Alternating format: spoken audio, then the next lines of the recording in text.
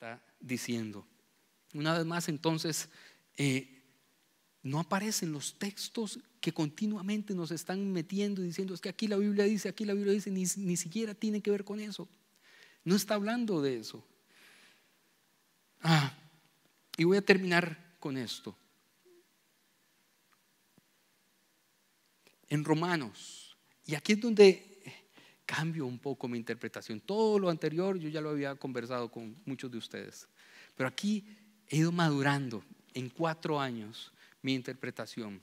Y yo había dicho que en Romanos 1, 26 al 27 era el único texto en el cual yo encontraba que no tenía ninguna excusa y que yo decía, ahí sí, Pablo está hablando que es prohibida la práctica de la homosexualidad. Y no tengo más que decir, está demasiado claro. Eso fue hace 4 años. Pero he seguido estudiando y me retracto.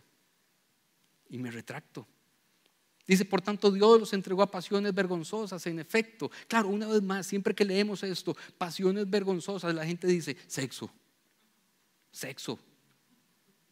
Como si matar no fuera una pasión vergonzosa, ¿verdad? En efecto, sus mujeres cambiaron las relaciones naturales por las que van contra la naturaleza. Asimismo, los hombres dejaron las relaciones naturales con la mujer y se encendieron en pasiones lujuriosas los unos con los otros. Y yo decía, yo leo el griego y realmente me parece correcto.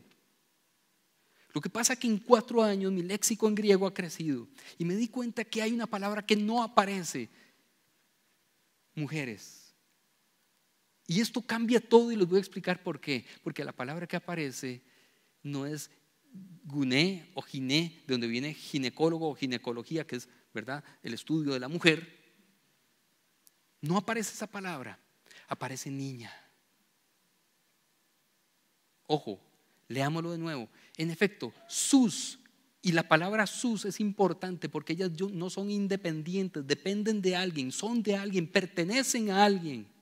Sus niñas cambiaron las relaciones naturales por las que van contra la naturaleza. ¿Por qué? ¿Quiénes hicieron que ellas cambiaran?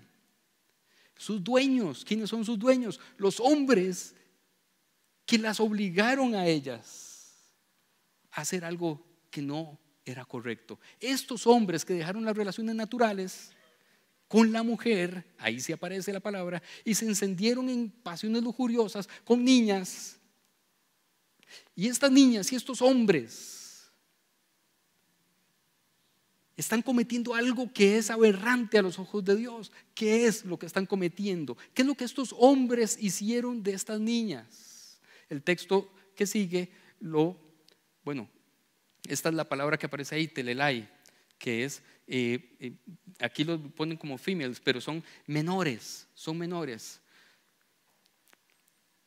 Y cambiaron la gloria de Dios inmortal, estoy siguiendo el texto, por imágenes. ¿A qué se les viene a la mente cuando alguien adora imágenes?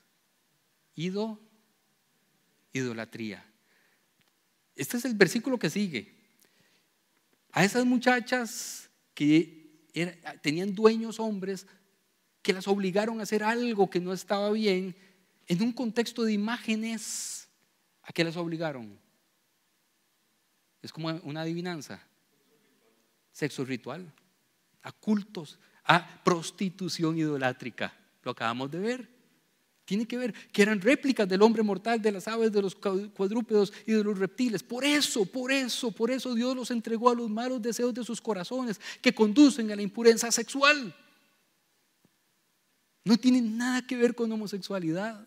Tiene que ver con hombres dueños de menores que los obligaban a prostituirse ritualmente. Este contexto es importante de imágenes.